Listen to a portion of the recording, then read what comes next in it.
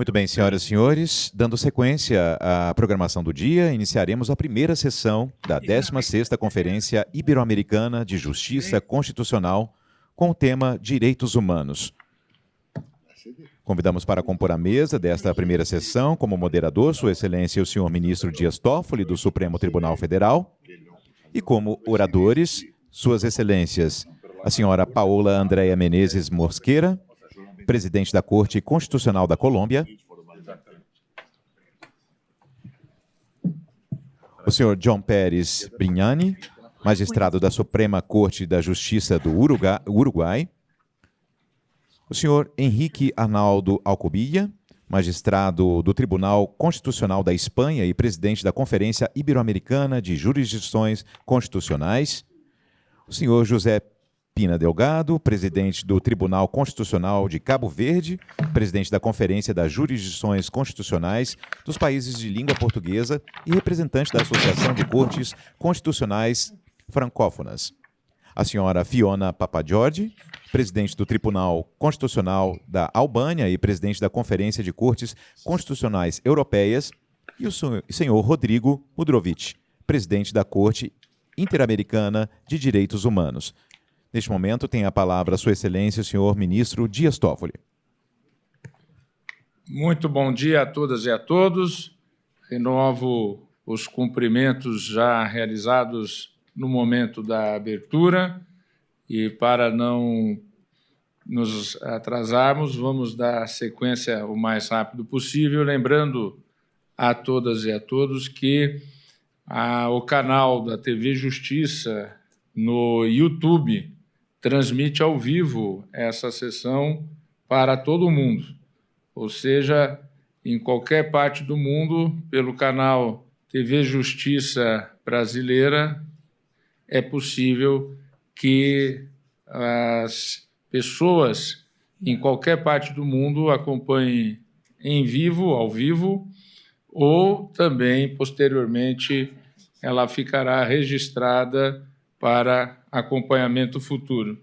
Algumas palavras sobre o tema, para não tomar tempo, porque a função de quem modera é não aparecer, como um bom juiz também.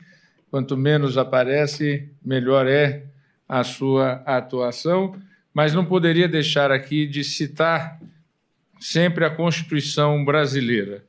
E a Constituição brasileira, ela traz, no seu artigo 1º dos direitos fundamentais, exatamente no seu inciso 3º, a dignidade da pessoa humana, que, pelo histórico temático aqui da proposição da nota conceitual, é a parte central.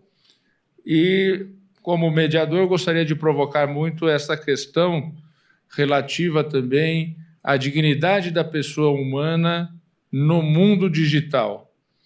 O Brasil, em 2022, embora até não seria necessário, porque os princípios dos direitos fundamentais e o nosso artigo 5º, que traz nos seus incisos, especialmente inciso 10, a proteção dos dados, inciso 10, inciso 11, inciso 12, a proteção aos dados pessoais, mas em 2022 o Congresso Nacional aprovou uma emenda constitucional de número 115, explicitando que também é um direito e garantia individual os dados pessoais digitais de cada brasileira, de cada brasileiro. Eu tive a oportunidade de ser o relator de um importante julgado a respeito de uma lei brasileira de 2014, a Lei do Marco Civil da Internet. Esse julgado ele está publicado na jurisprudência e na página da internet do Supremo Tribunal Federal, no recurso extraordinário 1.037.396, com repercussão geral e efeito vinculante a todas as cortes de administração pública, na qual trouxemos balizas a respeito da defesa da cidadania e da dignidade da pessoa humana no mundo digital em relação às plataformas várias e os novos sistemas de comunicação. Não vou aqui adentrar nos fundamentos, são votos de vários colegas, dos 11 colegas, e houve uma solução final per curiam, a unanimidade dos 11 colegas. Então, ainda estávamos com, à época, o presidente era o ministro Luiz Roberto Barroso, que o ano passado deixou a corte, agora estamos em 10 ministros, e sob a presidência, como viram, bastante firme, do ministro Luiz Edson Fachin.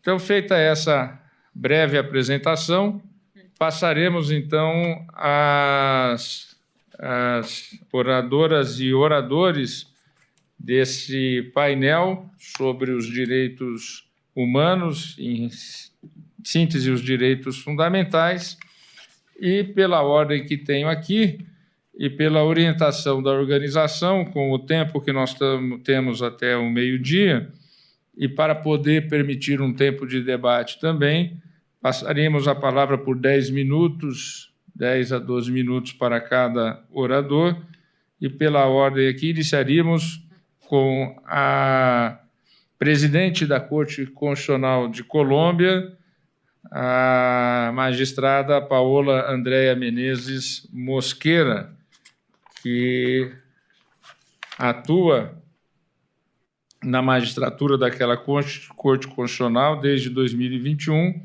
com sólida formação acadêmica e também experiência na iniciativa privada, e reconhecida por importantes contribuições à jurisprudência em termos como liberdade de expressão, direito das mulheres e proteção de grupos vulneráveis. E aqui é muito importante também destacar, prezado presidente da Corte Interamericana, amigo Dr.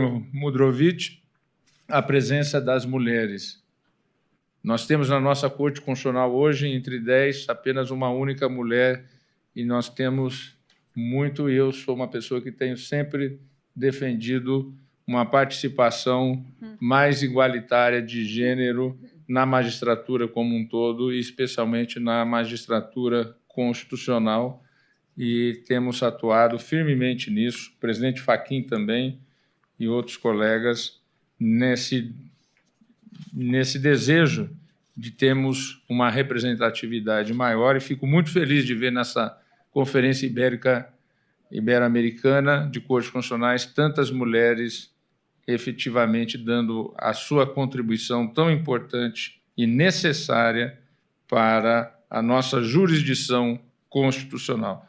Então, com muita honra, passo a palavra à presidente da Corte Constitucional da Colômbia, Paulo Andrea Menezes. E uma curiosidade que talvez poucos se deem conta, mas muito antes de Kelsen falar em jurisdição constitucional, a Constituição de Colômbia do século XIX já o tinha presente, e isso às vezes é não dito pelos estudiosos do direito constitucional e da jurisdição constitucional.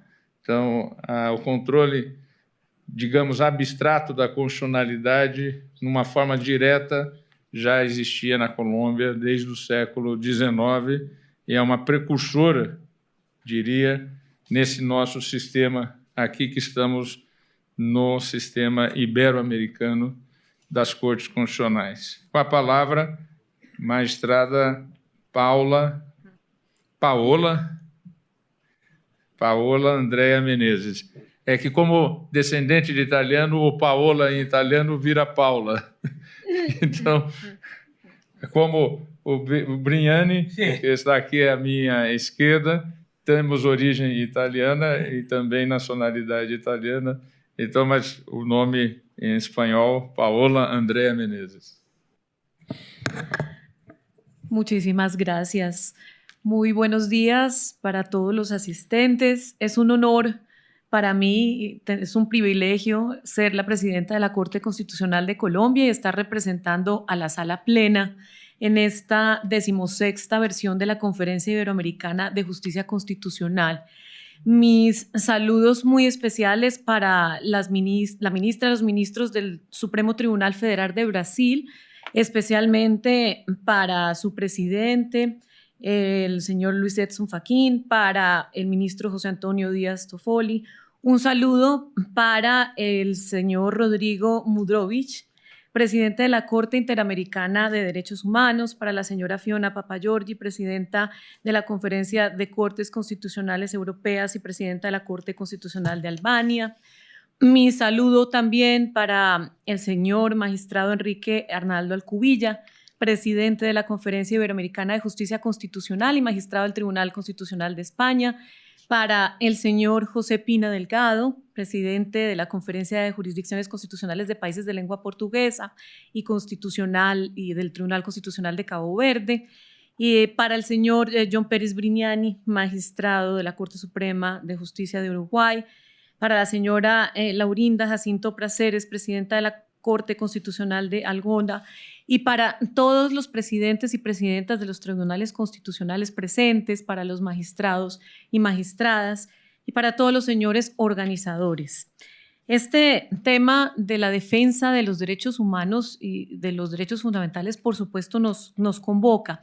Quisiera empezar dejándoles una breve reflexión de Octavio Paz en su entrevista hecha por Guy Sorman, cuando decía que toda cultura nace de la mezcla, del encuentro, de los choques, e inversamente las civilizaciones mueren a causa del aislamiento, de la obsesión por su pureza. Quisiera decir en estas palabras de esta disertación que el diálogo entre los tribunales constitucionales y los sistemas regionales de protección y promoción de los derechos humanos es de la mayor importancia. Incluso en sistemas de control mixto, como ocurre con el caso colombiano, el diálogo entre esos sistemas y todas las autoridades judiciales locales es imperativo, así como lo es alcanzar, sin duda, una armonía interjurisdiccional. Y en mi opinión, ese diálogo puede darse al menos en dos sentidos, y en cada uno de ellos las herramientas para el fortalecimiento de ese diálogo que nos lleven a proteger de mejor manera los derechos humanos, los derechos fundamentales, son distintas. Una primera faceta de ese diálogo es desde la perspectiva jurisdiccional propiamente dicha, y una segunda perspectiva tiene que ver con el intercambio de experiencias de cada una de las autoridades en la divulgación de sus decisiones y en la doctrina creada a partir de esas decisiones. Pero también es muy importante compartir los programas no judiciales que han llevado a los jueces a desplazarse de sus despachos judiciales y a intercambiar opiniones y entrar en contacto con las comunidades. En Colombia, por ejemplo, el personal de apoyo de los magistrados de la Corte participa de varias iniciativas con comunidades vulnerables, con niños y con otro tipo de personas en condición de vulnerabilidad. Y estas experiencias, creo, sin duda hacen parte del diálogo entre las distintas autoridades judiciales. Ahora, en lo que respecta al diálogo jurisdiccional propiamente dicho, es necesario resaltar, se ha dicho aquí ya, la influencia recíproca de la producción jurisprudencial. Y para ese fin, el fortalecimiento de los sistemas de divulgación de las decisiones y los espacios como las audiencias temáticas entran a cumplir un papel muy, muy relevante y son herramientas para fomentar la convergencia jurídica. Y son herramientas que permiten que la dogmática entre a ser aplicada entre los distintos países para resolver las controversias o, cuando esto es posible, incluso emitir opiniones consultivas. Quisiera mencionar dos ejemplos de efectividad de esas herramientas. Primero, la participación de los relatores de la Comisión Interamericana de Derechos Humanos en los eventos académicos que ha realizado la Corte Constitucional y en algunas ocasiones en audiencias públicas que se han convocado para resolver casos concretos, por ejemplo, los relativos a temas de libertad de expresión. Y segundo, y muy importante también, la participación de los jueces constitucionales en las audiencias temáticas de la Corte Interamericana de Derechos Humanos. Hace unas semanas, por ejemplo, tuve el honor de acudir a una audiencia pública que se celebró con ocasión de una opinión consultiva que solicitó la República de Guatemala. Y ese tipo de espacios son los que nos permiten compartir. En esa ocasión compartimos algunas ideas sobre el principio democrático y los derechos políticos fundamentales. Y en otras palabras, lo que hubo allí fue un verdadero diálogo entre el Tribunal Constitucional y el sistema interamericano. Y este diálogo ha permitido que en gran parte de sus decisiones y con muchísima frecuencia la Corte Constitucional de Colombia tome en cuenta el precedente interamericano e incluso el precedente europeo y africano a la hora de fijar el alcance de una disposición normativa del orden interno y también al resolver controversias que exigen de un enfoque amplio. Y también en ocasiones las autoridades del sistema interamericano han tomado en cuenta y han valorado la doctrina de la Corte Constitucional que hoy tengo el honor de presidir. En el marco de ese mencionado diálogo hay también entonces instrumentos internacionales que resultan idóneos para hacer frente a las violaciones estructurales a los derechos humanos y para proteger a las personas en condición de vulnerabilidad. Quisiera destacar en términos generales algunos instrumentos que han servido como faro permanente de la Corte Constitucional colombiana. Las convenciones CEDAW y Belén do Pará, instrumentos de los que se ha servido la Corte Constitucional colombiana y sigue sirviéndose para aplicar el enfoque de género, la perspectiva de género en sus providencias. La Convención Interamericana para la Eliminación de todas las formas de discriminación contra las personas con discapacidad y la Convención sobre los derechos de las personas con discapacidad, invocadas permanentemente, internamente, para, por ejemplo, temas que tienen que ver con la estabilidad laboral reforzada. La Convención sobre los Derechos del Niño. El Tribunal Constitucional colombiano ha tomado como referencia esta convención para adoptar medidas en protección de los menores de edad, por ejemplo, en el marco de sentencias dictadas contra lo decidido en procesos de restablecimiento de sus derechos. Y también hay que destacar que además de estos instrumentos, las observaciones generales correspondientes también han sido tenidos en cuenta. En lo que tiene que ver con las violaciones estructurales y masivas de los derechos humanos, se pueden destacar varios instrumentos de soft law, como los principios rectores de los desplazamientos internos y los principios ONU, y las buenas prácticas sobre la protección de las personas privadas de la libertad en las Américas. Estos instrumentos le han servido a la Corte Constitucional para aproximar los grandes desafíos que hemos tenido en materia del desplazamiento forzado de personas con ocasión del conflicto armado interno. Y de aquí surgió la sentencia T-025 del año 2004, que declaró el estado de cosas inconstitucional en materia de desplazamiento interno. 2004 tiene más de 20 años y no ha podido superarse ese estado de cosas inconstitucional. Ayer hablábamos del intercambio de esta figura entre distintos países como Brasil. Y también han sido foco para poder abordar el hacinamiento carcelario y penitenciario. También hemos declarado el estado de cosas inconstitucional y también esos instrumentos de soft law han servido como faro para que la Corte Constitucional avance en la protección de esta población. Las reglas de Brasilia, a pesar de ser instrumentos de soft law y a pesar de su valor normativo que tiene cierta discusión, pues sin duda constituyen reglas que buscan garantizar el acceso a la justicia para personas en condición de vulnerabilidad. Y sus directrices han sido faro importante también de la Corte Constitucional. Entonces, en este diálogo, en este intercambio, en estos instrumentos que son los que nos permiten construir conjuntamente para proteger los derechos humanos, creo que es muy importante que dicho diálogo sea garantizado, este diálogo interjurisdiccional que permita que en cada caso se pueda apreciar el enfoque que de mejor manera desarrolle los postulados constitucionales y convencionales en cada caso. Creo que los tribunales internos de un lado y los sistemas regionales de protección y promoción de los derechos humanos pueden nutrir y fortalecer sus criterios de manera recíproca y de manera constante.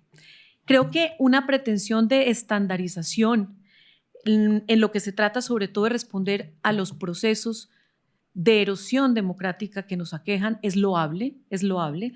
Sin embargo, creo que allí hay que ser muy cuidadosos porque una unificación estricta de parámetros podría eventualmente limitar la capacidad de respuesta ante las necesidades únicas de cada realidad nacional y de otro lado podría aparejar discusiones en materia de jerarquía normativa o de vinculatoriedad que pues no aportarían de manera decidida frente a la protección de las personas. Yo creo que debemos aspirar a una convergencia basada en el intercambio horizontal y en el fortalecimiento de la formación judicial constante.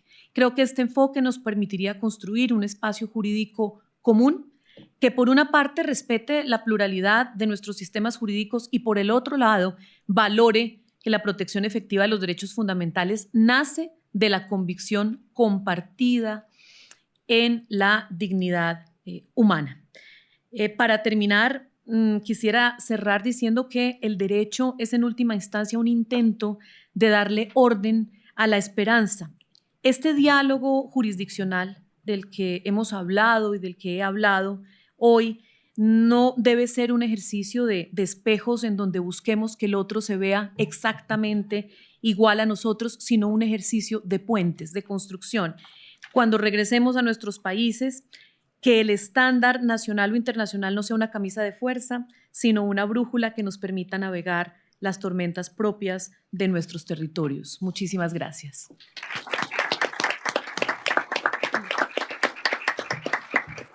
Muchas gracias, magistrada. Também gostaria de dizer a respeito de nosso artigo 4º da Constituição, que já fiz referência, mas especialmente ao artigo 5º,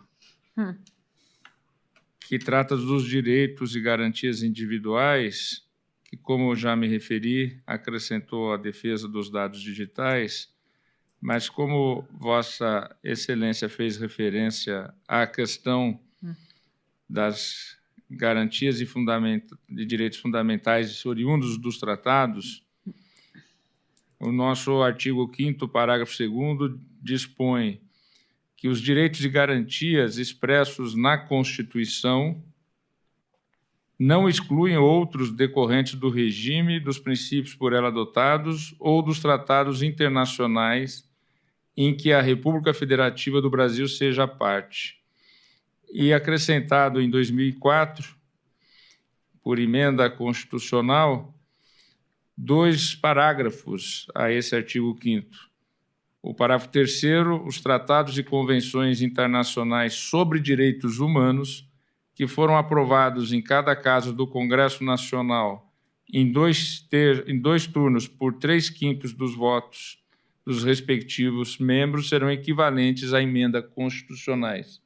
Ou seja, os tratados internacionais de direitos humanos no Brasil, quando aprovados com o mesmo número de maioria qualificada para as emendas constitucionais, eles valem no direito interno como Constituição da República Federativa do Brasil. E o primeiro tratado, que é muito emblemático, que teve essa aprovação no Congresso brasileiro, foi exatamente citado por Vossa Excelência, que é o Tratado dos Deficientes, dos Descapacitados.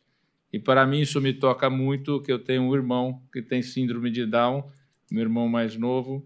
Então, é um orgulho para o Brasil ter aprovado esse Tratado Internacional dos Descapacitados. Aqui dizemos, em português, os deficientes, e que tem exatamente o mesmo valor de qualquer texto constitucional. E o parágrafo 4º, que diz que o Brasil se submete ao Tribunal Penal Internacional, que também foi introduzido pela emenda 45 de 2004. Agora, passo a palavra ao ministro da Suprema Corte de nosso país vizinho, irmão, historicamente estivemos juntos e é um país muito querido também do meu lado pessoal, porque tenho um irmão casado com uma uruguaia nascida na cidade de 33, mas é melhor não falarmos o porquê do nome 33. Não é cá. E talvez dos magistrados com mais tempo de magistratura, porque está há 42 anos na magistratura, já tem um longo trabalho na magistratura, mas poderia chamá-lo de jovem, porque ele atua exatamente numa atuação que leva em conta um planejamento estratégico e também nesse mundo digital da proteção dos dados, pelo que eu li, do histórico de Sua Excelência, e que tem um trabalho também na área internacional muito profundo e na área acadêmica. Então, com alegria, para não tomarmos mais tempo, passo a palavra a John Pérez Brignani. Distinguidas excelencias integrantes del panel, distinguidas autoridades y colegas, muy buenos días.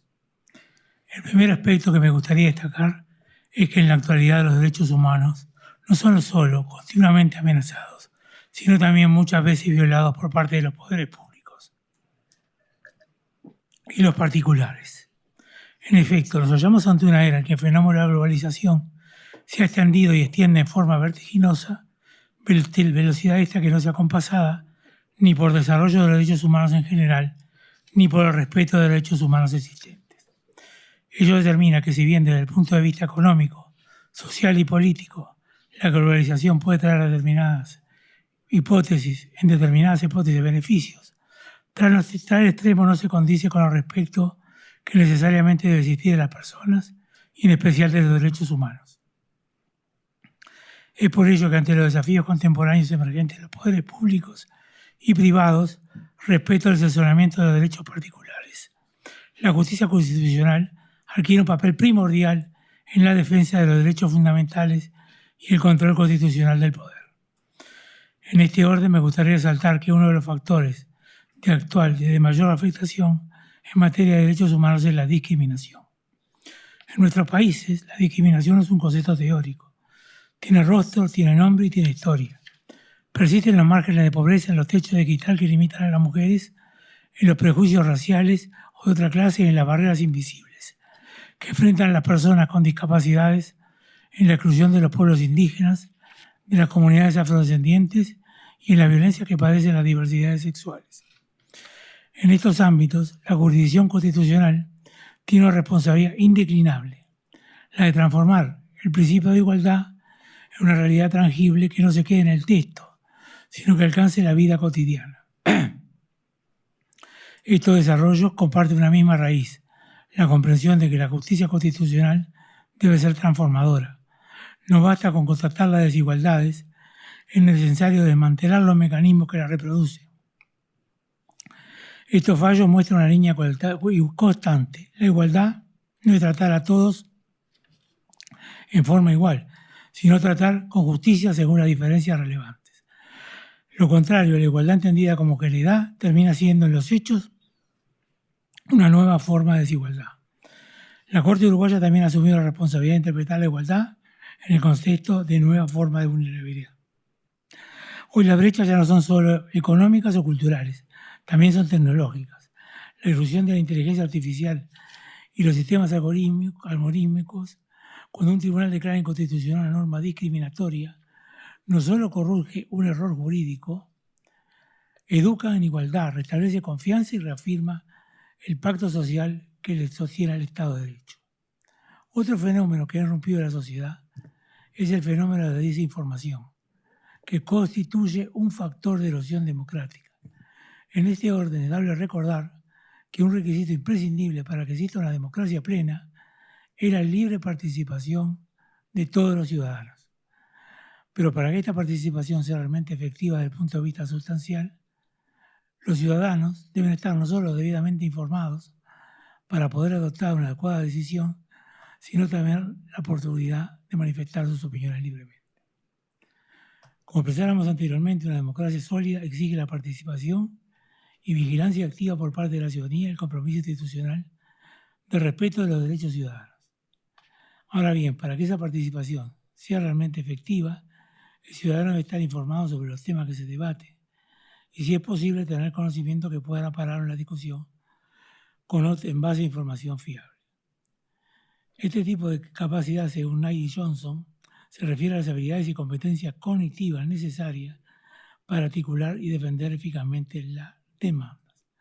Según ellos, es necesario que cada participante tenga las habilidades y las competencias cognitivas necesarias para articular y defender de forma eficaz y persuasiva sobre sus demandas.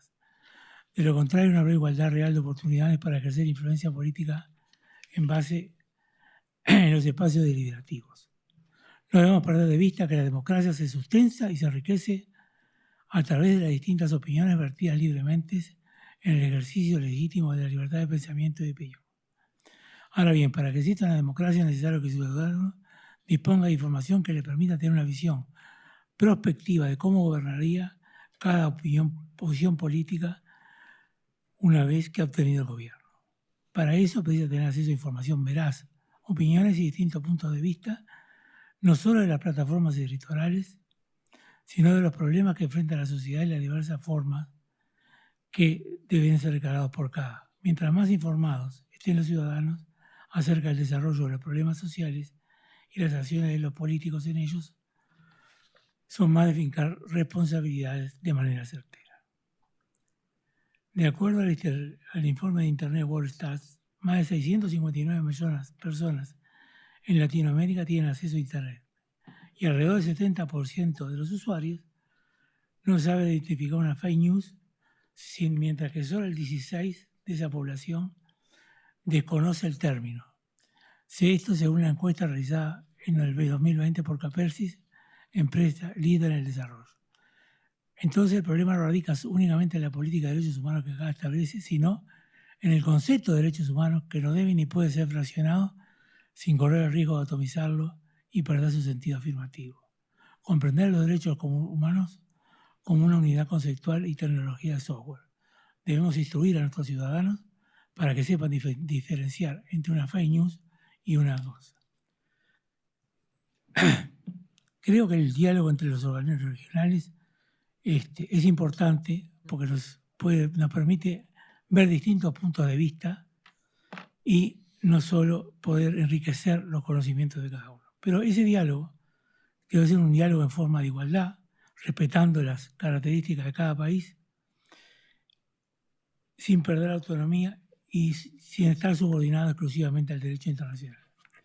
Pero no, para mí no solo basta el diálogo, basta también crear grupos que no solo en el caso de que ataques de lo que son objetos muchas veces los tribunales constitucionales, podamos salir en defensa de nuestros pares de otros países como forma de respaldo de la posición. El éxito no depende solo de la uniformidad entre los distintos componentes, sino de lograr el consenso de estándares comunes de protección de derechos fundamentales que sean aplicables a toda la región, pero también fortalecer los vínculos institucionales entre las distintas organizaciones de forma de defender las cosas. Pido disculpas, pero tengo una afonía causada por unos medicamentos. Muchísimas gracias. Muchas gracias, John Pérez Brignani, que, como foi possível verificar, é um jovem atento à inteligência artificial, às redes sociais, às novas tecnologias e aos desafios que esses novos meios trazem exatamente para a jurisdição constitucional e para a defesa dos direitos humanos e da dignidade da pessoa humana. Agora, nosso querido presidente, querido amigo, Henrique Arnaldo Alcubilla, que é magistrado da Corte Constitucional de Espanha desde 2021, mas que para mim é um amigo já de longa data, de muito tempo, porque temos sempre uma empatia muito grande e Sua Excelência é um grande estudioso, mais de 20 livros publicados, uma grande atuação em várias áreas e também com participação na área eleitoral, uma área também que a mim me toca muito, gosto muito da área eleitoral, catedrático da universidade, Rei Juan Carlos desde 2014, atuando também como professor titular e visitante na Itália, na Università Luigi Vanvitelli. Então, passo com muita alegria, Sua Excelência é de todos conhecido, nosso presidente, e passo a palavra a Vossa Excelência. Obrigado. Muchas gracias, José Antonio. Muchas gracias, ministro Díaz, por tu afecto, como siempre, y por compartir tantas cosas en nuestra vida. La idea de la libertad, la afirmación de la libertad, la búsqueda de un espacio de libertad ha sido una constante histórica de búsqueda de ese espacio de libertad frente al poder. Pero la consagración de los derechos y libertades se produce mucho más adelante en el tiempo. Concretamente, a mi juicio, las dos grandes declaraciones de derechos, la norteamericana y la francesa, y también en la Constitución de Cádiz, que es la que permite efectivamente que cambien las cosas en América, ¿no?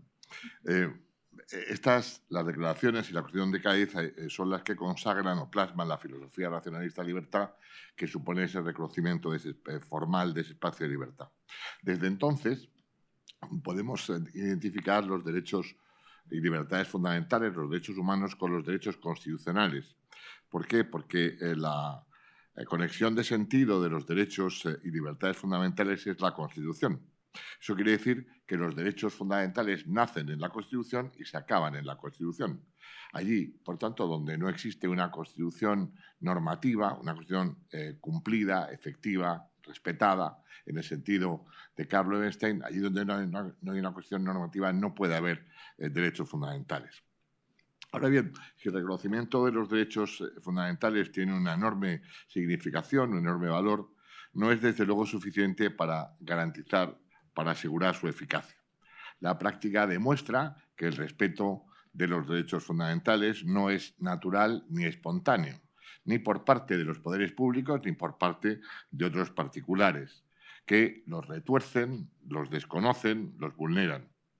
Por eso es necesario incorporar una segunda dimensión complementaria del reconocimiento, que es la que denominaríamos del garantismo. Los derechos valen lo que valen sus garantías. Eso se traduce en la conclusión de que aquellas libertades que carecen de garantías eficaces no son libertades, sino son meras declaraciones retóricas, incompletas o imperfectas. A mi juicio, por tanto, es perfectamente válido el pronunciamiento del artículo 16 de la Declaración de Derechos del Hombre y del Ciudadano de 26 de agosto de 1789, de que toda sociedad en la que la garantía de los derechos no esté asegurada no tiene Constitución. Y es que, como dijo el decano Maurice Auriu, el derecho constitucional tiene una única misión, que es precisamente garantizar la libertad. Y esa es la misión, efectivamente, que corresponde a un órgano jurisdiccional, constitucional y jurisdiccional, que es la Corte Constitucional o la Corte Suprema, con funciones de control de constitucionalidad.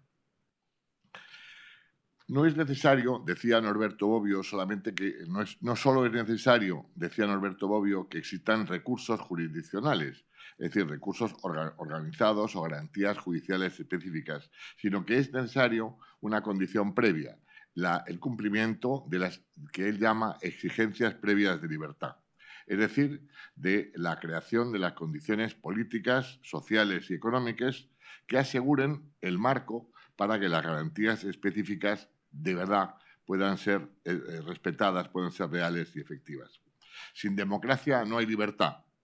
Y la democracia exige Estado de Derecho, en el que impere el principio de legalidad, la interdicción de arbitrariedad, la separación auténtica o real de poderes, la seguridad jurídica, la responsabilidad política y la independencia judicial y, naturalmente, las elecciones libres, abiertas, competitivas, sin que pueda predeterminarse cuál puede ser el resultado posible, ¿no?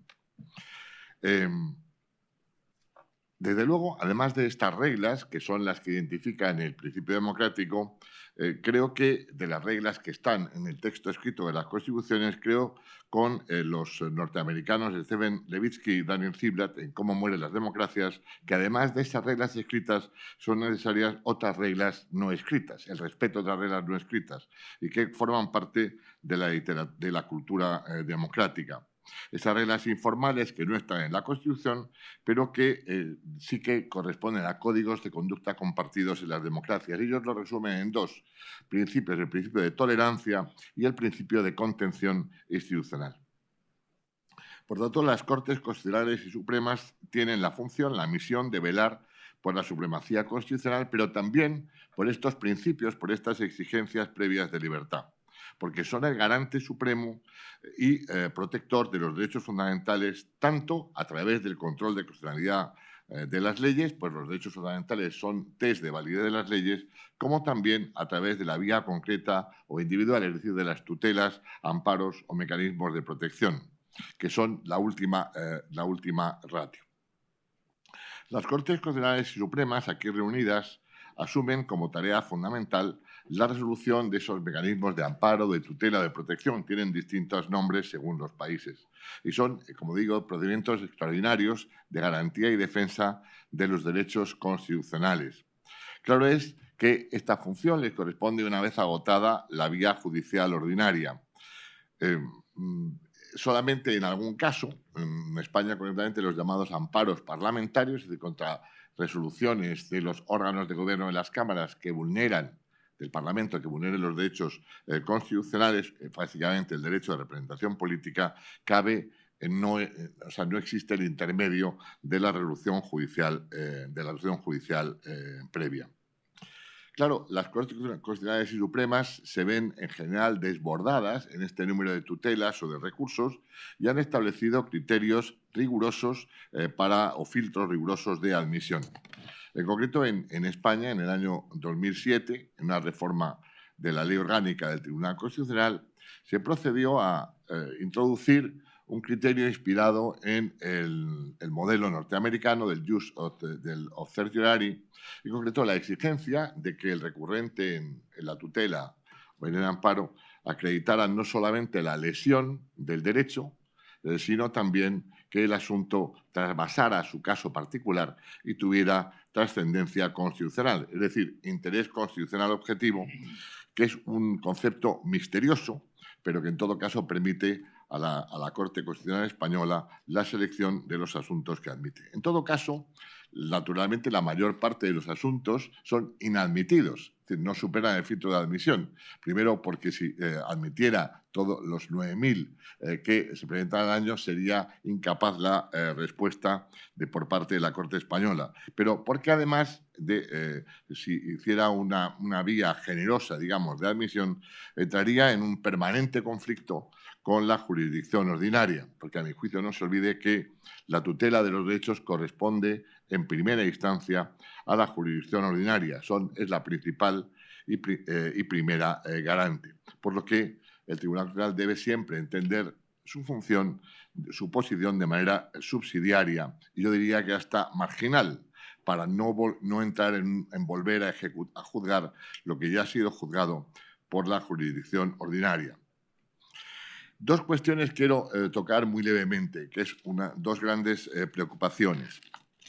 Por un lado, algunas constituciones, por ejemplo la argentina, como la portuguesa, como también la norteamericana, contienen una cláusula abierta de los derechos fundamentales.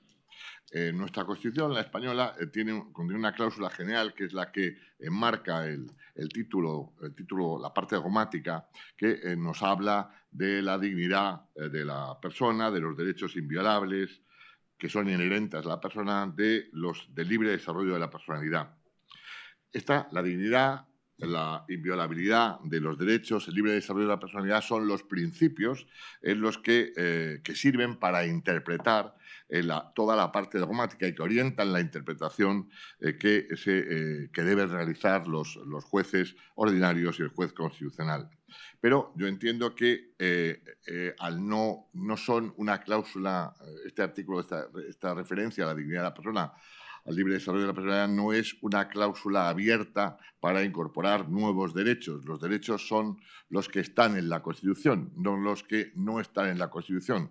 Para incorporar nuevos derechos es una tarea que corresponde al Poder Constituyente y no a un Poder constituido como es el Tribunal Constitucional.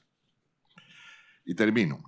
También en la preocupación que ha expresado José Antonio y que ha expresado Juan. Hay una mezcla de inglés con italiano y español, ¿no? Lo tienes todo.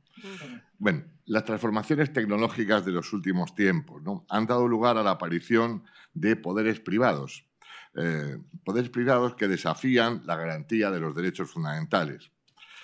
En el siglo XVIII, Benjamin Constant habló de la sociedad comercial. Ernst Forsthoff, a principios del siglo XX, habló de la sociedad industrial. Otros hablan de la sociedad postindustrial. Hoy estamos en la sociedad digital, que es tan potente que ha exteriorizado no pocos déficits en nuestros ordenamientos constitucionales. No pocos déficits en nuestros ordenamientos constitucionales. Las constituciones y los garantes de las constituciones, las Cortes aquí presentes, se encuentran desarmadas, inermes, ante los desafíos de esas campañas tecnológicas que el Estado no puede controlar. Las lesiones de los derechos fundamentales en la sociedad digital son constantes y, a mi juicio, alarmantes. Nuestro derecho a la intimidad y al secreto de las comunicaciones, nuestro derecho a la protección de datos o habeas data, incluso nuestro derecho de sufragio, en cuanto, mediante propaganda subliminal personalizada, nos encontramos con campañas masivas de desinformación o de noticias falsas para incidir en la acción política interna de los países. Todavía hay alguna investigación en Inglaterra respecto a la influencia en el Brexit, como la hubo en relación con la influencia de Rusia en las elecciones presidenciales de Rumanía de hace aproximadamente un año. Lo alarmante es que la mayoría de la población parece aceptar acríticamente esta pérdida del espacio de libertad, de intimidad, de privacidad, por la crónica dependencia generalizada en la sociedad de las redes sociales, del mundo híbrido que se ha impuesto sobre la realidad física. La consecuencia, y es lo que quiero plantear, es la falta de adecuación del sistema de garantía de derechos en la nueva sociedad digital. El deterioro de la cultura política democrática ha producido una grave degradación institucional y, al tiempo, un considerable déficit en la protección de los derechos fundamentales de los ciudadanos, los que he citado, y alguno más. Las compañías que dominan el mundo virtual y la sociedad digital se sienten por encima del Estado y del derecho y, por tanto, el gran reto al que nos enfrentamos es hacer compatible la sociedad digital con el Estado de Derecho y con el respeto de los derechos fundamentales. Gracias.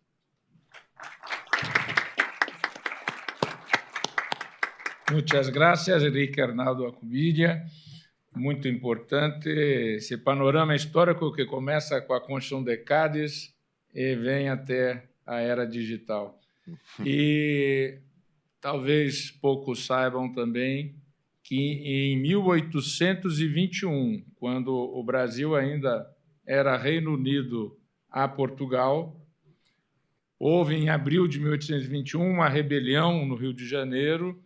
Dom João VI tinha aberto em Portugal a Constituinte Portuguesa, com eleições de representantes do Brasil para aquele momento, numa tentativa ainda de manter o Reino Unido, e o seu filho Pedro, que se tornou Pedro I do Brasil posteriormente, com a independência em 1822, mas por um dia, Dom João VI decretou vigente em território brasileiro, que aquele tempo incluía a Cisplatina, a Constituição de Cádiz. A Cádiz vigorou, a La Pepa, La Pepa, porque foi promulgada em 1812, no dia de São José, no dia 19 de abril de 1812. E eu tive a oportunidade de estar em Cádiz em 2012, representando a Corte Constitucional Brasileira, essa Suprema Corte, em Cádiz, em um evento também ibero-americano, conduzido por predecessores da Corte Constitucional, e lá esteve o atual rei, na época príncipe, fazendo parte das atividades, e fui muito bem recebido lá.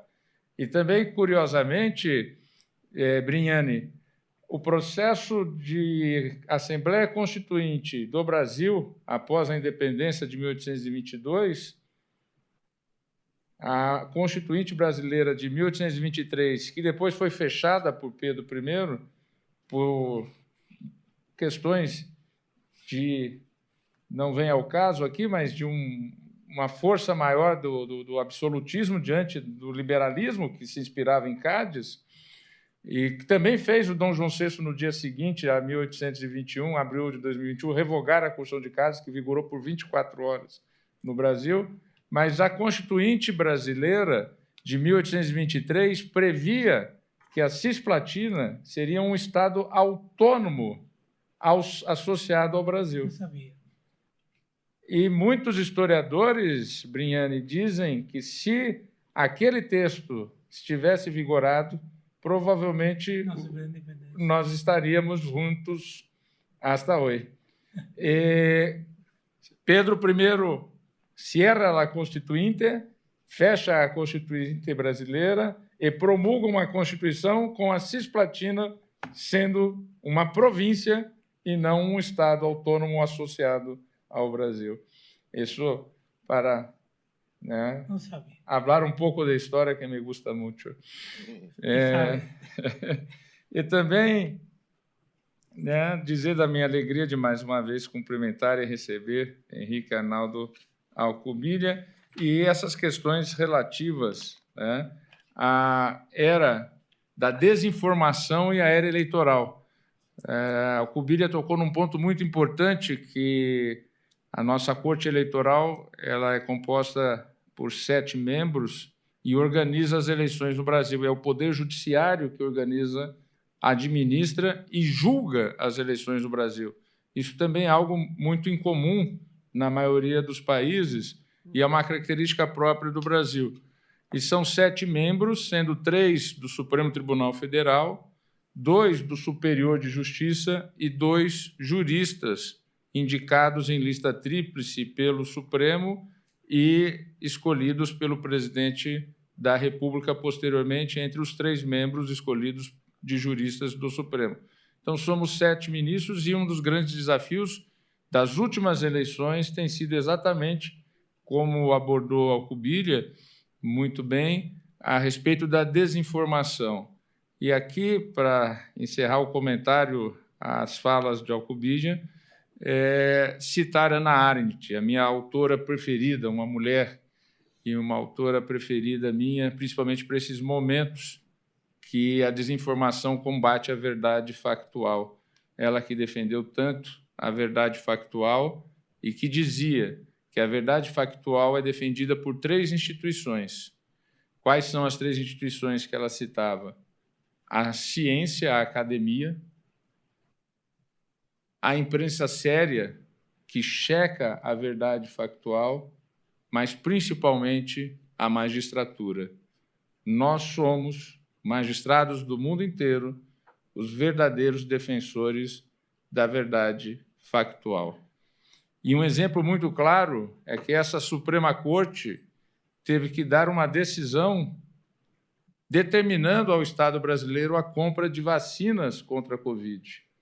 Ou seja, isso mostra como foi importante e como é presente esses ensinamentos ainda da década de 60 e de 70 de Hannah Arendt, que é a magistratura, a ciência e a imprensa séria. Porque o que nós assistimos na época da triste pandemia, trágica pandemia da Covid, foi que a ciência atuou rapidamente, num dos raros momentos em que cientistas do mundo todo se uniram para uma rápida solução e a vacina veio.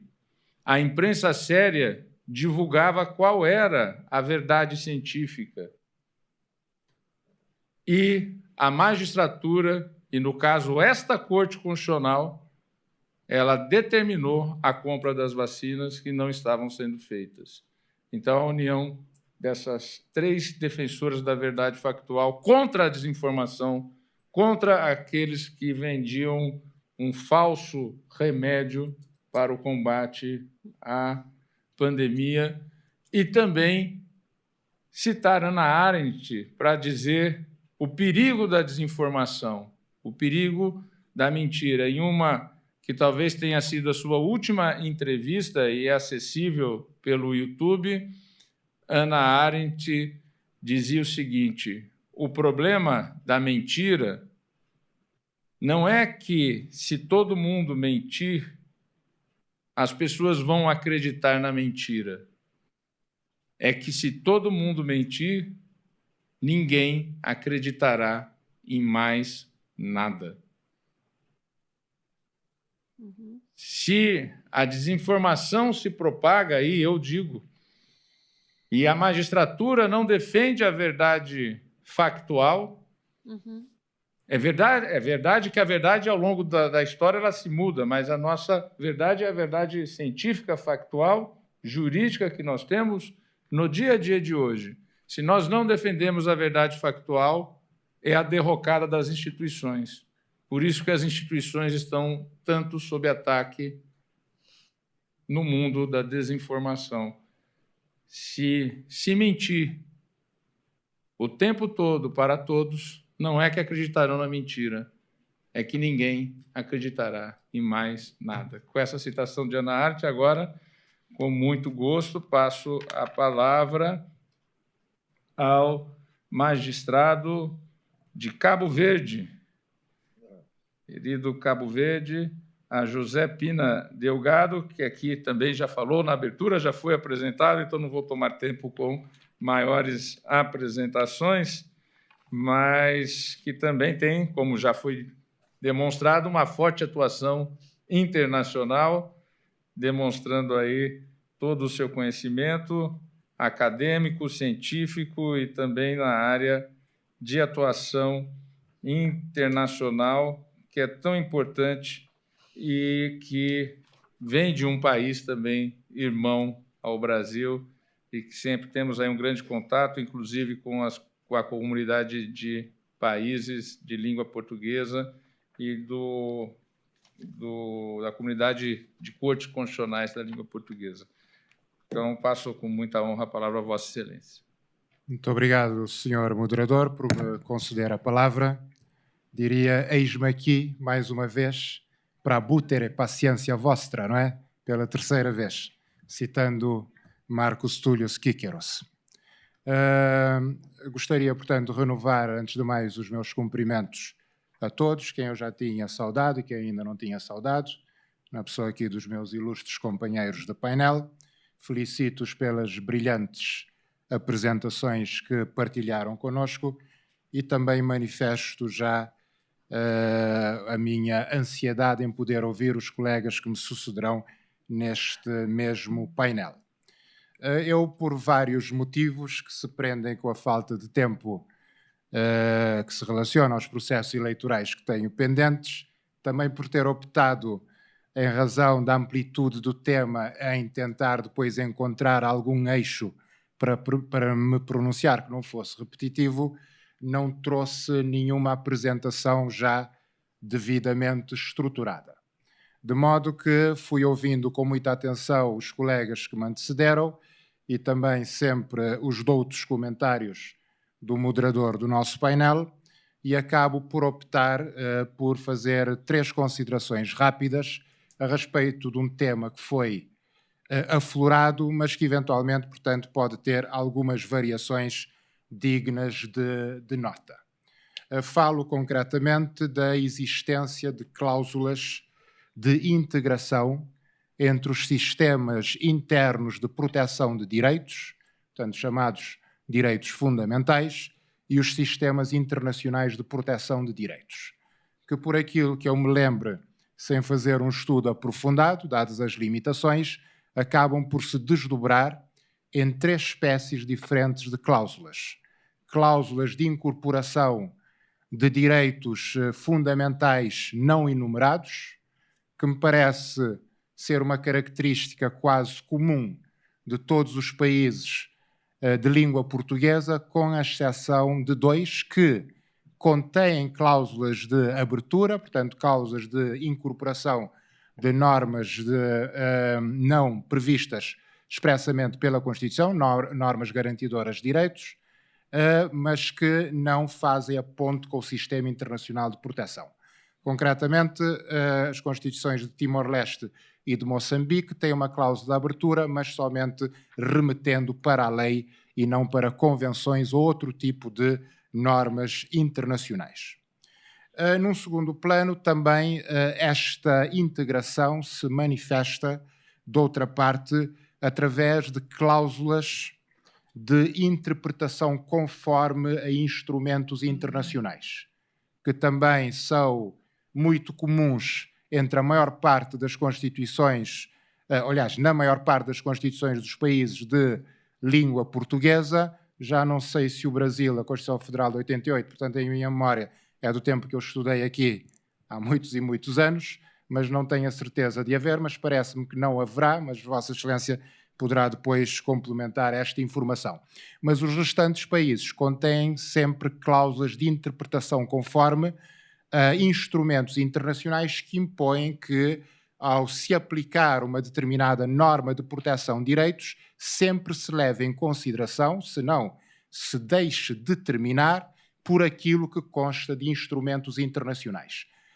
O mais comum e o genericamente referido, generalizadamente referido, é a Declaração Universal dos Direitos Humanos, que não sendo propriamente um tratado, portanto é um instrumento em que a maior parte das normas, creio eu, neste momento tem força jurídica costumeira. Depois nós temos alguns países, sobretudo em África, que acrescentam a Carta Africana dos Direitos Humanos e dos Povos. Este é um aspecto que me parece importante, e a Constituição de Angola de 2010, também poderei aqui ser corrigido pela veneranda Presidente do Tribunal Constitucional de Angola e minha cara amiga, integra, para além dos 2, outros tratados internacionais de proteção de direitos, salvo erro, no artigo 26, número 1, da Constituição de Angola de 2010.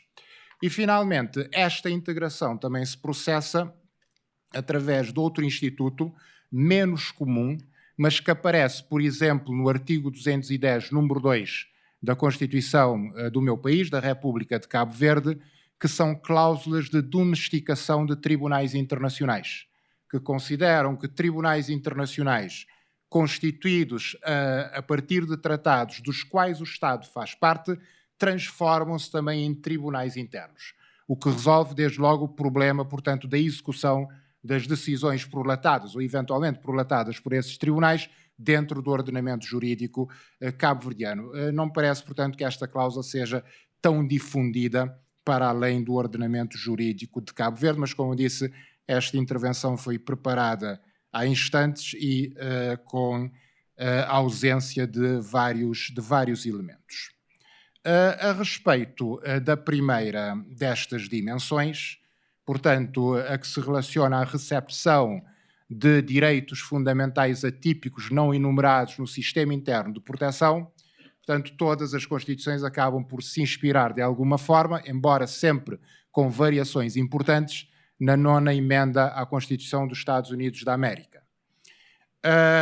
Mas, na maior parte dos casos, a sensação que fica é que essas cláusulas acabam por se transformar, portanto, em disposições às quais se imputa alguma inutilidade, porque não são utilizadas a miúdo, pelo menos no espaço de língua portuguesa que eu conheço um pouco melhor. Aquilo que poderei, portanto, acrescentar é que, relativamente ao ordenamento jurídico cabo-verdiano, nós temos conseguido dar alguma operacionalidade a essa cláusula de abertura que consta do artigo 17º, número 1 da nossa Constituição. Por exemplo, reconhecemos, em razão de uma espécie de ato na própria Constituição, a existência de um acesso, de um direito de acesso a cargos públicos não eletivos, que não consta expressamente da nossa Constituição. Fizemos-lo através do Acórdão 7/2016. Mas mais recentemente e de forma mais significativa, nós acabamos por reconhecer a existência de um direito subjetivo à dignidade humana,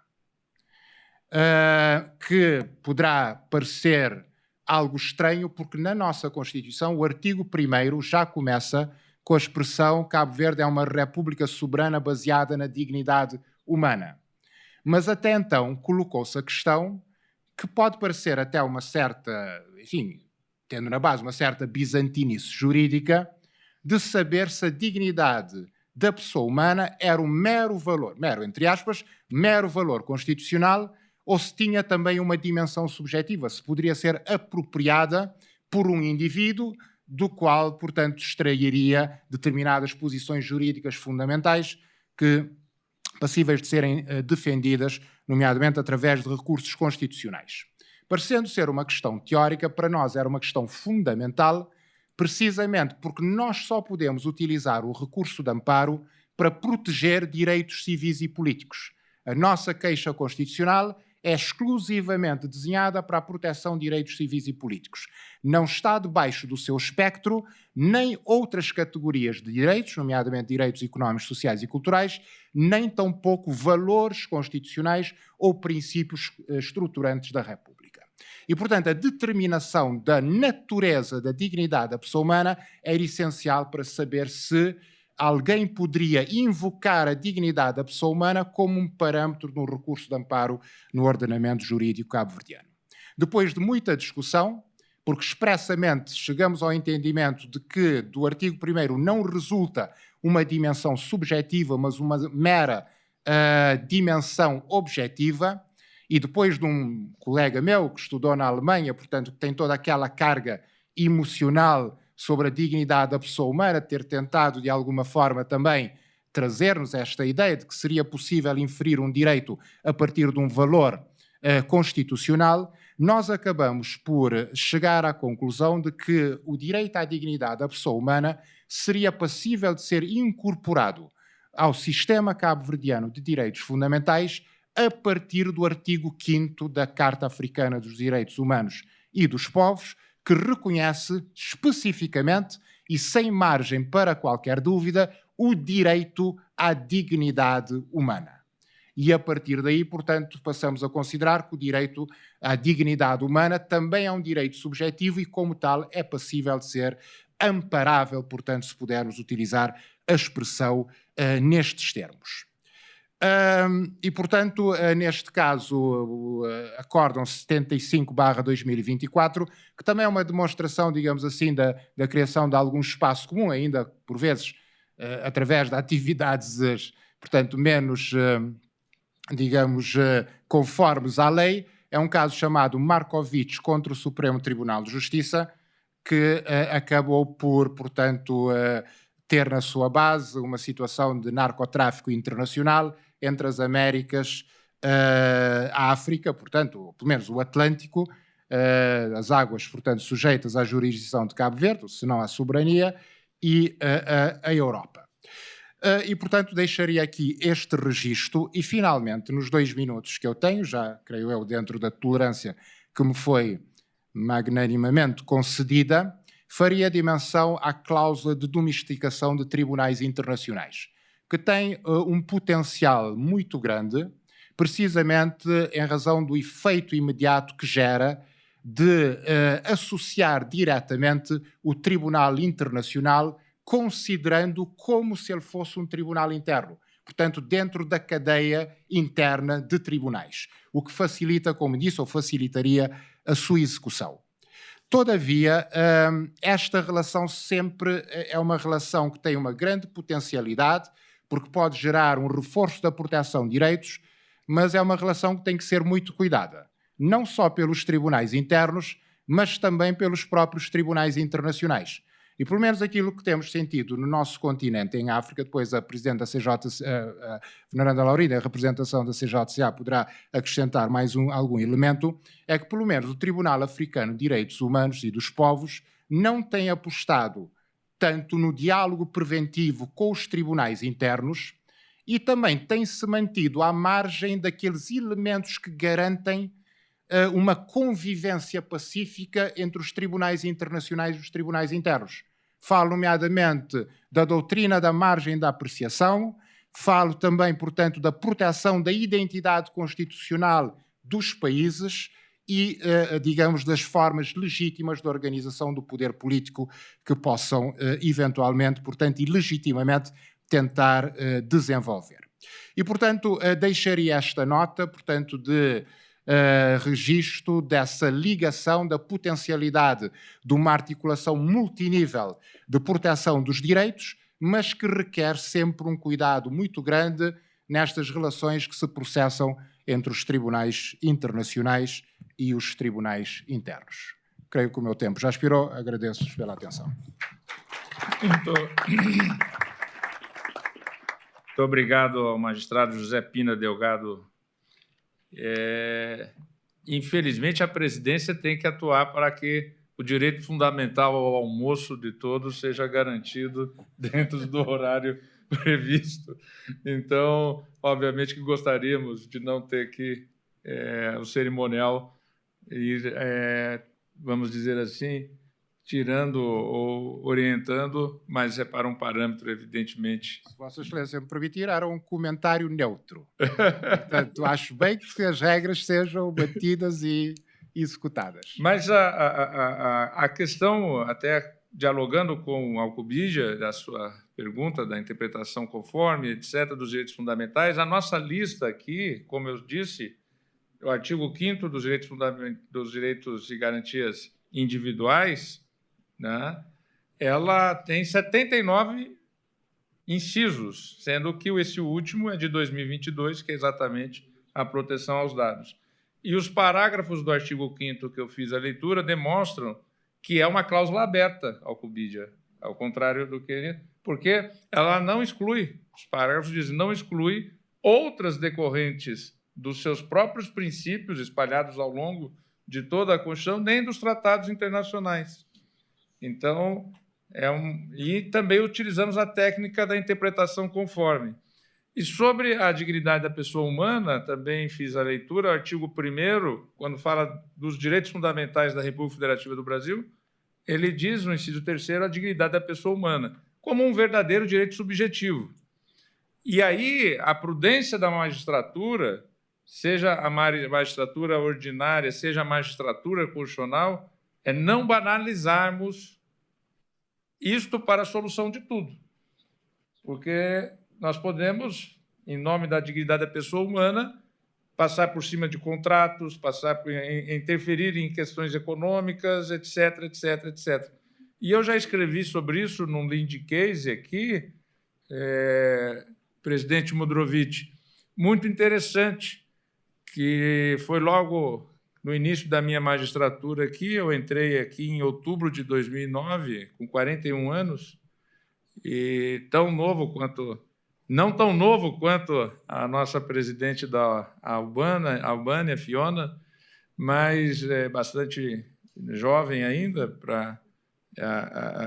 quando para cá vim, há 16 anos e meio atrás, e logo no início me deparei com um caso muito interessante, que era um cidadão cuja mãe, quando ele ainda era criança, entrou com um pedido de reconhecimento de paternidade. E não havia, àquele tempo, o exame de DNA. E a Justiça entendeu que não conseguiu comprovar que aquele que era o pai fosse obrigado pela Justiça a assumir a paternidade. E isso transitou em julgado. E a nossa Constituição também tem, entre os seus direitos e garantias individuais, a garantia do trânsito em julgado, como penso que em toda a jurisdição, mundo afora, esse é um princípio e um direito e garantia dos indivíduos, que, uma vez julgado, não se rejulga a causa finita, causa est. Mas, quando surge o exame de DNA, aquele que era uma criança já maior de idade, querendo ter conhecimento de quem era o seu pai, porque não tinha no seu registro o nome do pai, mas a mãe dizia quem era o pai, ele entra com um novo pedido de reconhecimento de paternidade. A Justiça de primeiro grau nega, alegando o trânsito em julgado. Tribunal de Justiça, e isso se deu aqui no Distrito Federal, nega, alegando a defesa do indicado pai, trânsito em julgado. O Superior Tribunal de Justiça, terceira instância, nega, dizendo que tinha o trânsito em julgado. Veio ao Supremo Tribunal Federal, eu fui sorteado o relator do caso, demos repercussão geral ao caso e a Corte, à unanimidade, reconheceu, com base no princípio da dignidade da pessoa humana, que era um direito absoluto ter conhecimento da sua naturalidade. E se não foi possível fazer naquela época o exame de DNA porque ele não existia, não tinha por que negar, em nome do trânsito em julgado, o exame de DNA. E o Tribunal, unanimidade, determinou o retorno do processo à primeira instância, e quando foi determinado o exame de DNA, o pai nem o fez. Ele já assumiu a paternidade, porque ele sabia que ele era o pai daquele filho.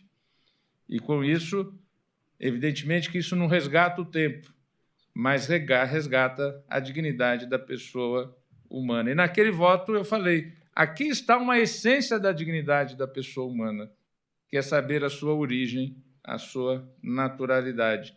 Ou seja, na nossa Constituição é um direito subjetivo, a Corte aplica, só que também nós damos indicativos de que há que se ter prudência na sua aplicação, porque nós não podemos banalizar. Tudo que é banalizado, seja para o bem, seja para o mal, nós sabemos que ele acaba perdendo o seu valor principiológico, que é o fundamental.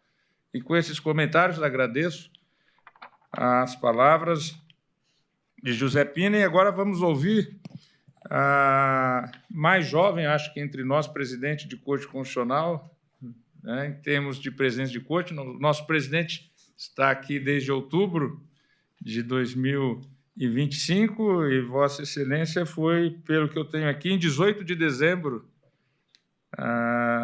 assumiu e foi eleita para o cargo de presidente pela Assembleia de Juízes do Tribunal Constitucional para presidi-lo.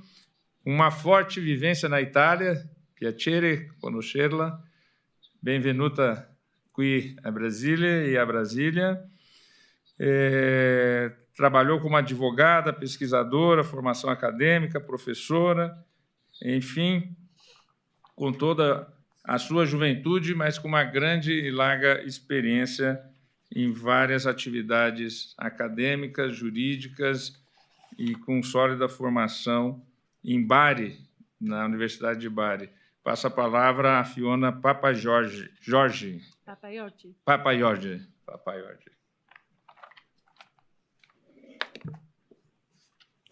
Obrigado.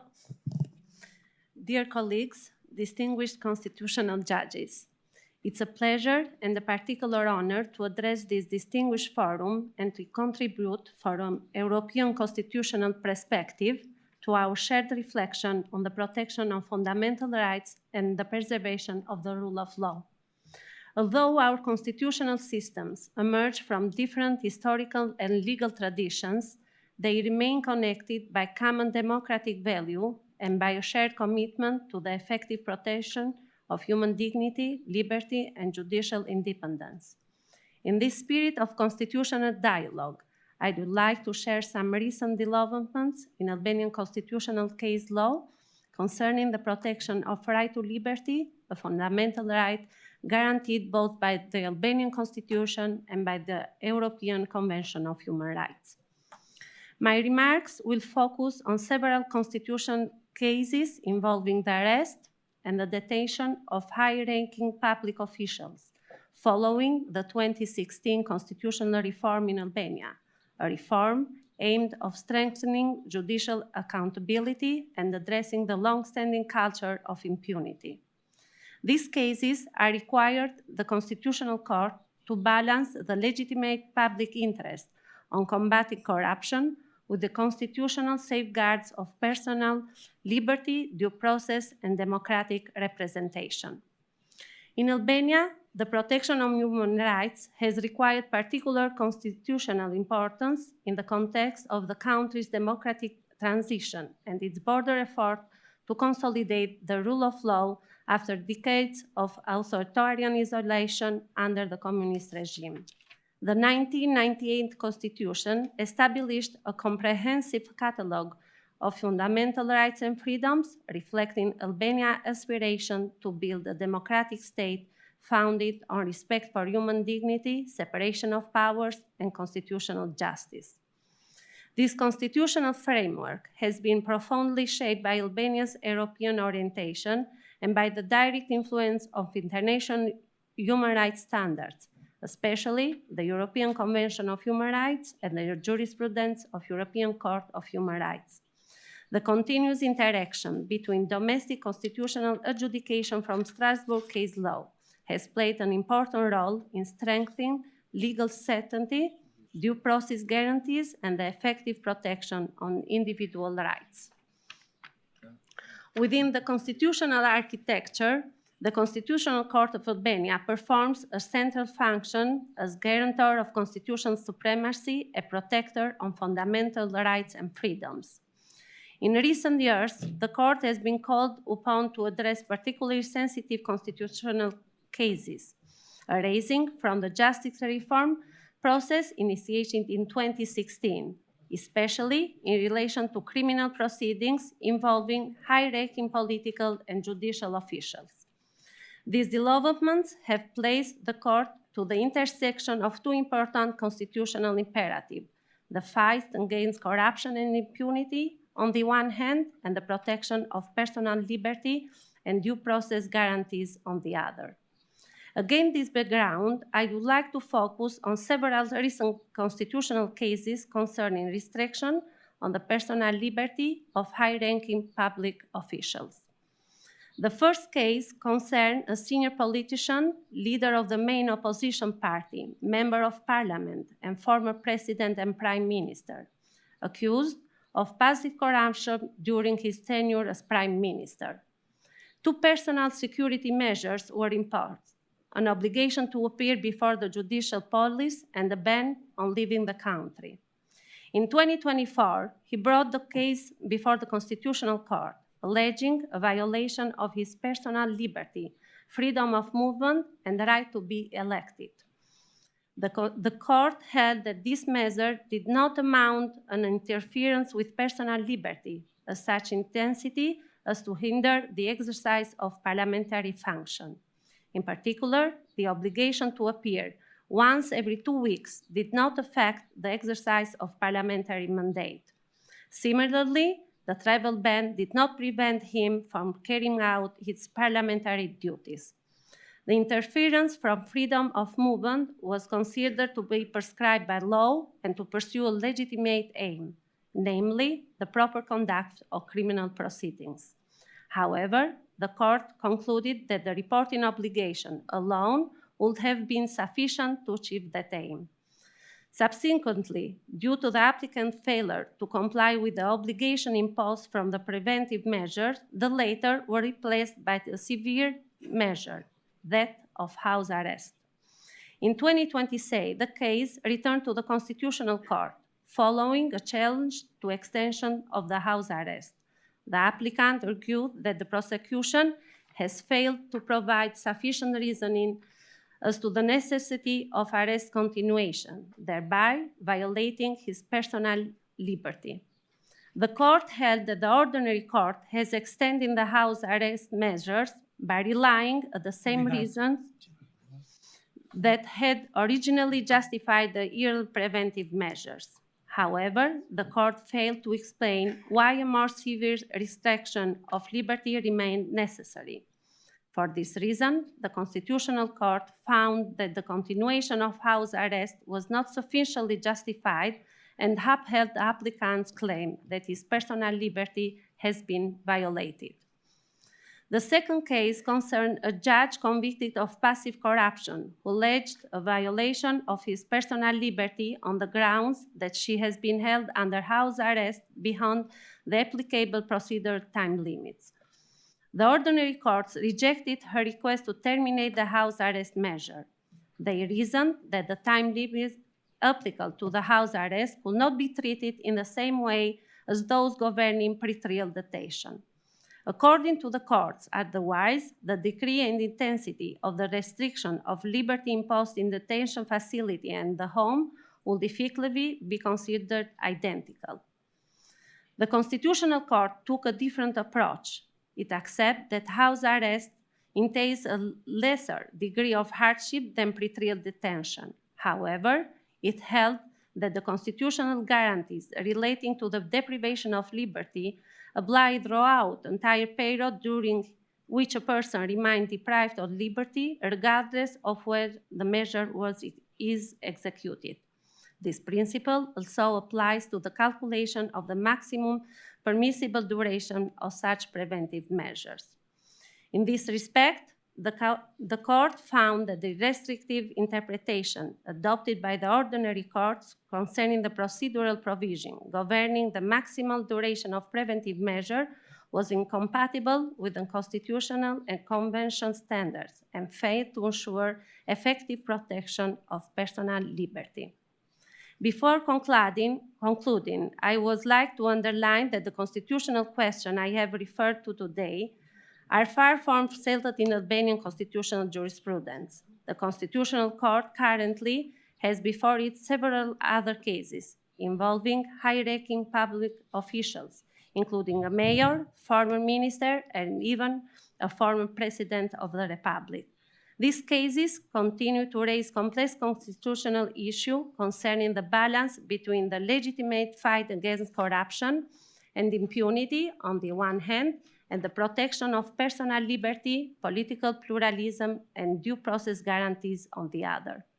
In this respect, the Albanian experience illustrated a broader constitutional challenge faced by many democratic societies: how to ensure that the pursuit of accountability for public officials remains fully consistent with the principle of constitutionalism and the rule of law. The answer to this challenge depends on the ability of the Constitutional Court to preserve institutional balance, uphold fundamental rights, and maintain public confidence in justice. Thank you very much for your attention.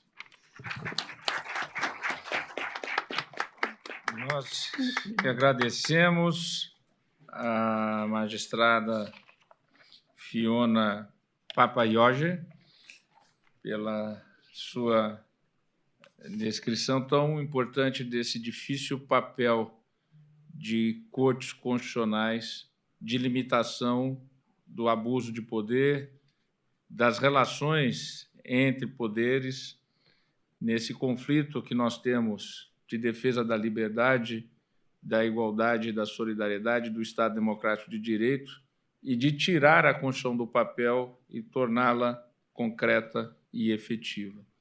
E verifico pela fala de Sua Excelência que também esse papel que temos aqui no Brasil de julgar determinadas autoridades é um papel que exige, ao mesmo tempo, a independência, mas também a prudência, para que também sejamos corretos e justos nessas análises tão difíceis que, às vezes, nos é colocada do combate à corrupção e também de uma cobrança da sociedade por um Estado democrático de direito que não seja conspurcado por outros abusos ou ilegalidades ou ilícitos. E isso realmente sempre traz atritos entre poderes constituídos e a habilidade, como disse Vossa Excelência, a prudência poderíamos todos dizer, ela é fundamental nesses momentos que geram esse tipo de dever constitucional que nós temos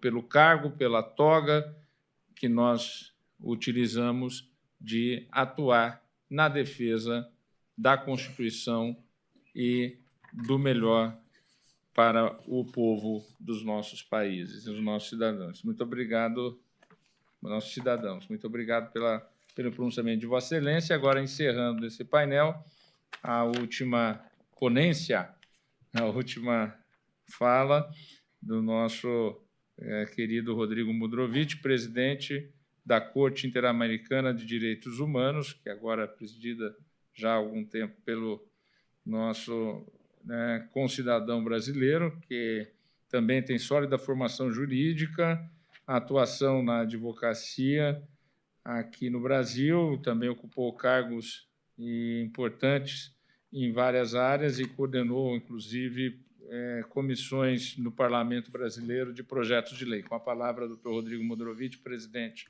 da Corte Interamericana de Direitos Humanos. Muito obrigado, ministro Dias Toffoli. Eu cumprimento com grande entusiasmo, uma honra poder participar desse encontro e também desse painel sob sua moderação. Gostaria de deixar aqui também meus cumprimentos muito especiais em nome da Corte Interamericana, em primeiro lugar ao presidente desse Supremo Tribunal Federal, o ministro Edson Fachin, que abriu as portas dessa casa para que esse encontro acontecesse e que tem feito um esforço, ministro Toffoli, muito importante na criação dessa rede de tribunais, que isso nos permite gerar um colchão de reforço, justamente para que os tribunais possam exercer essa função que Vossas Excelências mencionaram em todas as suas intervenções.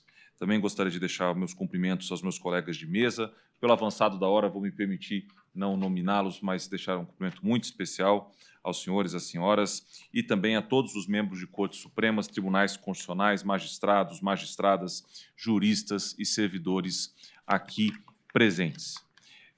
Eu havia preparado uma intervenção escrita, senhor moderador, mas não poderia deixar de fazer alguns comentários iniciais à luz do que foi dito aqui nessa mesa.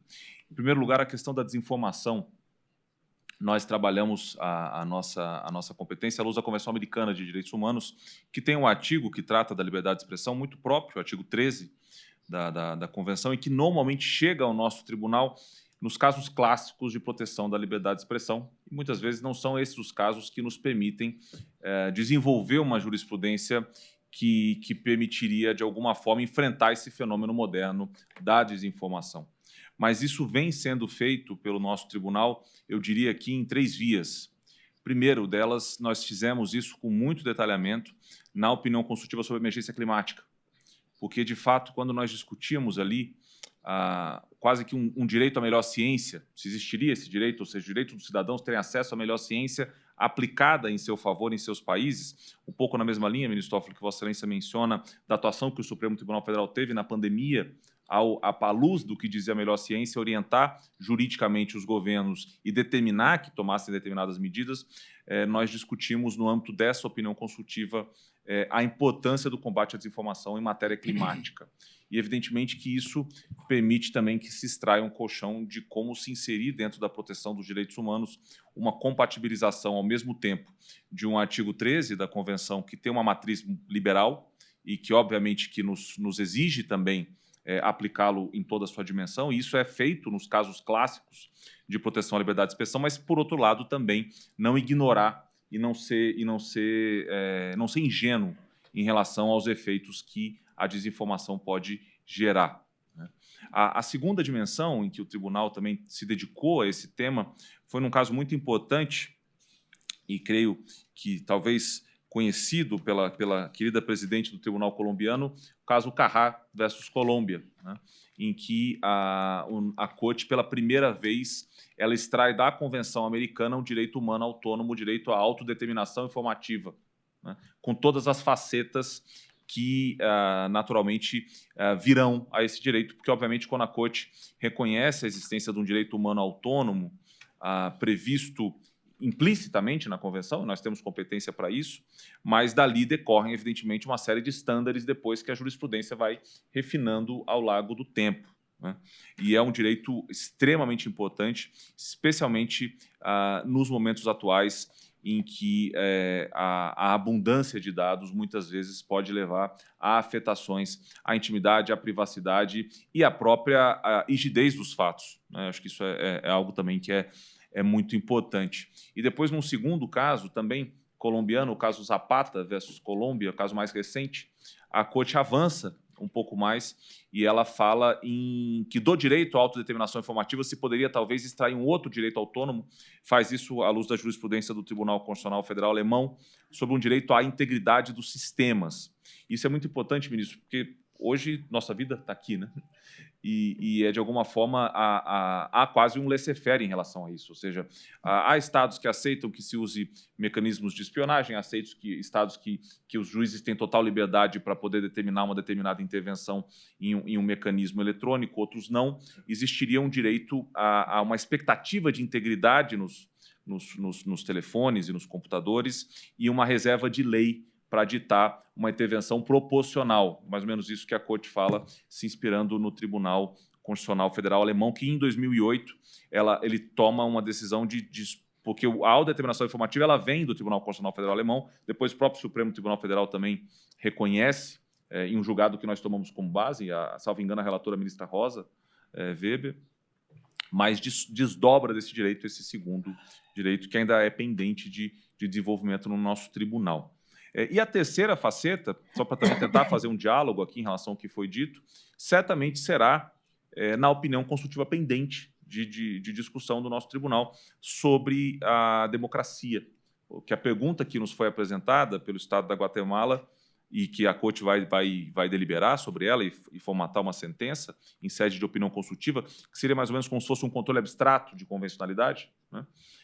Mas que tem eficácia de coisa julgada e também integra a convenção, seria a importância do controle da desinformação no âmbito dos processos eleitorais e no âmbito das democracias. Então, certamente, toda essa discussão que nós tivemos no âmbito da opinião consultiva sobre emergência climática vai retornar nesse momento, né? E a Corte, um pouco também atenção ao que foi dito pelo senhor magistrado de Cabo Verde, também tem tido uma atuação nesse reconhecimento de direitos autônomos previstos na Convenção, porque ainda que não exista uma cláusula geral, isso é da natureza da função jurisdicional, né? Então, não há como imaginar que você vai ter uma interpretação tão estrita que não vai permitir que se reconheça implicitamente outros direitos que ali decorrem. E assim o foi com o direito à autodeterminação informativa, assim o foi com o direito a defender direitos humanos.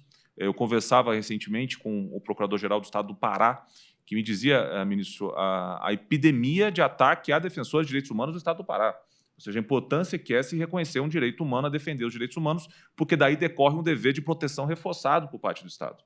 Decorre o dever de se reconhecer uma política pública de proteção, decorre o dever de, eventualmente, se criar varas especializadas, se criar uma proteção normativa, mas é um direito humano autônomo que a Corte reconhece, interpretando a Convenção, né? Outro direito autônomo, o direito ao cuidado, né, que a Corte reconheceu recentemente uma opinião consultiva proposta perante o Tribunal pelo Estado da Argentina. Mas o que eu queria também, além desses acréscimos, e sei que meu tempo também não já estamos quase no horário do almoço, e o nosso direito à alimentação também é um direito sagrado, mas gostaria de fazer um registro, que era um pouco a minha fala, e que eu acho que, enfim, achei por bem mudar para fazer uma coisa que tivesse um pouco mais de diálogo, né? Mas quando eu preparava essa fala, eu prestava atenção nos temas de debate, né? Como fortalecer o diálogo entre cortes constitucionais e sistemas regionais de direitos humanos e quais instrumentos jurisdicionais têm sido mais eficazes para enfrentar violações estruturais e proteger grupos vulneráveis. Minha resposta para essas duas perguntas é muito simples, é o controle de convencionalidade, que é um patrimônio da nossa região e que esse ano nós temos o orgulho de celebrar os 20 anos do caso Almonacid Arellano versus Chile. É um caso que foi decidido pelo nosso tribunal em 2006. Então, celebraremos agora, faremos um evento grande na Costa Rica para celebrar os 20 anos, e é o caso em que, pela primeira vez, a Corte adota a terminologia controle de convencionalidade. Não vou explicar aqui o caso, acho que não é necessário, mas a Corte, quando ela faz isso, ela começa a estabelecer uma ponte de diálogo com os Estados e reconhece que os juízes naturais da Convenção e os juízes que são aqueles que têm o primeiro papel na defesa dos direitos humanos e aplicam os tratados internacionais regionais e universais de proteção dos direitos humanos e devem realizar o controle de convencionalidade são os juízes nacionais. Por isso que nós dizemos, e na mesma linha, o ministro Edson Fachin tem seguidamente repetido isso, e é muito importante que isso seja repetido no momento em que se tenta criar essa rede de tribunais que dialoga, que os juízes naturais, por excelência interamericanos, são os juízes nacionais, justamente porque vão aplicar através do controle de convencionalidade, que está previsto no 2º artigo da Convenção Americana, ninguém inventou a roda aqui, de fato está somente se gerando um cumprimento de um mandamento convencional, mas através do controle de convencionalidade se pode gerar uma efetiva interação entre o direito nacional e a ordem jurídica internacional centrada na pessoa humana, a partir do momento em que não se discute mais tanto hierarquias, porque a primazia sempre será da norma mais benéfica e muitas vezes o que se estabelece para servir como parâmetro do controle de convencionalidade é somente um ponto de partida e os estados sempre podem avançar, né? Nós estávamos na semana passada no Panamá, realizando um período de sessões da Corte no Estado panamenho e discutíamos com a Corte Suprema do Panamá. Até entendi que havia um membro aqui presente, mas eu ainda não o vi. Mas como a Corte tem sido um campo fértil de avanço em temas que nós discutimos até um certo ponto, mas naturalmente pela jurisdição internacional, que é subsidiária, né? E que pressupõe o esgotamento da jurisdição doméstica e que também, pela sua própria natureza, ela é rara e eventual, né? Nós decidimos por ano 30 casos, né? A Corte tem um acervo jurisprudencial de 500 casos. Obviamente que não seremos nós que teremos os desenvolvimentos mais férteis dos direitos humanos previstos na Convenção. E os avanços feitos pelo Estado do Panamá, tanto em âmbito legislativo como em âmbito normativo e jurisprudencial, sobre o direito ao cuidado, né? Eu discutia uma época com o ministro Barroso que, logo que nós editamos a Convenção, a opinião consultiva sobre o direito ao cuidado, o Conselho Nacional de Justiça aqui no Brasil editou um catálogo de jurisprudência sobre o direito ao cuidado. Ou seja, já havia toda a exemplificação e toda a jurisprudência que já existia já havia sido desenvolvida. Talvez o que vai ser a importância da nossa opinião consultiva nessa matéria será dar o colchão referencial para que, eventualmente, se possa também ter o debate, nesse caso específico do direito ao cuidado, à luz da Convenção Americana de Direitos Humanos. Mas nós temos, ministro, aqui caminhando para o meu encerramento, tratado esse ano de 2026, dentro da Corte Interamericana, como o ano da celebração dos 20 anos do controle de convencionalidade. Obviamente que a Corte já fazia controle de convencionalidade desde o seu primeiro caso contencioso, o caso Velásquez Rodrigues, mas essa terminologia ela importa, porque uma vez criada, uma vez cunhada, ela gera a expectativa e gera a prática, e ela vem sendo aplicada por todos os países que integram a Convenção Americana, cada qual conforme seu feixe de competências, obviamente que cada qual conforme a sua capacidade. E um último registro, ministro, se eu puder, nós discutimos que o controle de convencionalidade cabe aos 3 poderes, não é? Cabe tanto ao Poder Executivo, como ao Poder Legislativo, como ao Poder Judiciário. E aqui no Brasil, agora, nós tivemos, feito pelo presidente da Câmara dos Deputados, o presidente Hugo Mota, uma iniciativa extremamente importante que merece ser louvada, para não falar somente de Poder Judiciário, que foi a criação, à semelhança do que existe aqui no Brasil, no Conselho Nacional de Justiça, de uma unidade de monitoramento e fiscalização das decisões dos tribunais internacionais, especificamente da Corte Interamericana, no Poder Legislativo. E isso levou já, recentemente, à aprovação pela Câmara dos Deputados da Lei de Desaparecimento, da Tipificação do Desaparecimento Forçado, levou à aprovação em primeiro turno do Tratado de Escazú e vai levar, certamente, a uma série de outras iniciativas no âmbito dos legislativos, e acho que é algo que se pode pensar também, trazer toda essa nossa riqueza de debates para um debate mais amplo que possa envolver, em algum momento, também os poderes legislativos. Muito obrigado, ministro. Muito obrigado, doutor Rodrigo Mudrovich, que traz um panorama geral com essa experiência de presidir a Corte Interamericana de Direitos Humanos e o controle aqui internacional de convencionalidade entre os países partes e os seus efeitos entre todos. Eu penso que esse painel foi bastante produtivo e, infelizmente, não teremos tempo para a abertura de debates entre os integrantes da mesa e os componentes, mas eu sempre penso que o momento também dos encontros fora da sala de debate é muito importante para a interação pessoal, para os diálogos, para as conversas de acordo com os interesses particulares que cada qual tem de maior conhecimento, e essa inter-relação é muito importante. Como eu disse, eu tenho mais de 25 anos de acompanhamento de encontros internacionais, desde quando eu era advogado, que era convidado por eminentes ministros dessa corte a acompanhá-los, e eu sei que esses momentos são momentos que são extremamente enriquecedores, e seja do lado humano, seja do lado cultural, seja do lado também, né, jurisdicional, que todos nos importa. Gostaria de agradecer a Paola, ao John, ao Henrique, ao José, à Fiona e ao Rodrigo, para ser rápido, né, em razão do nosso direito fundamental à alimentação, mas não poderia deixar aqui de, mais uma vez, agradecer e cumprimentar o presidente Edson Fachin, de, nesse tribunal, como presidente, hospedar a corte, ao Alcubídia, que, como presidente, acatou a sugestão 2 anos atrás do Brasil poder presidir pela primeira vez, e é toda a equipe do Supremo Tribunal Federal, área internacional, na pessoa do embaixador Roberto Doria, que chefia a assessoria internacional da Corte. Eu sei o trabalho que isso dá, porque eu já organizei muitos eventos aqui no Tribunal Eleitoral. Agradecer a Célia, do cerimonial, todas as pessoas, servidoras e servidores que estão fazendo possível esse evento da maior qualidade possível, e espero que o almoço esteja à altura de todos, e com certeza estará. O cerimonial pede a palavra. Obrigado, senhor ministro. Para as orientações agora.